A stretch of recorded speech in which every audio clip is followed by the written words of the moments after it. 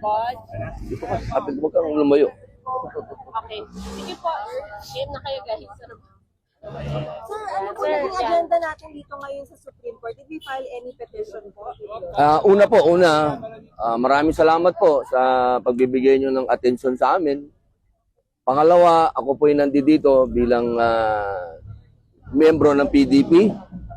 Pangatlo, ako po yung nandito para samahan yung aking mga kasama sa Tay Kami Naman.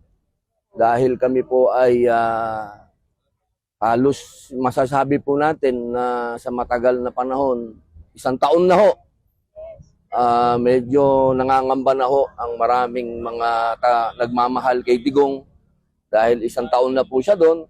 Kaya nangalap po kami ng mga tunay na pirma, tunay na mga tao na pumirma po para ipakita po sa Supreme Court na naghahangad na po kami lahat ng desisyon nila kung ano po ba talaga.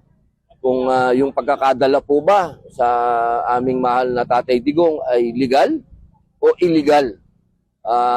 Alam niyo po, marami na pong na-file kasi dito ng mga petisyon na hinihingi po natin sa ating mga justices na desisyonan na po nila. Pumirma din po ba kayo, Senator? Opo. Opo, isa po tayo sa mga nauna. Ilan na po, sir, yung Ilan na?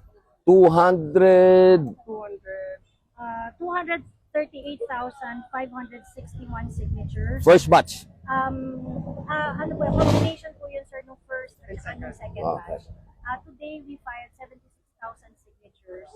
160,561 yung first batch.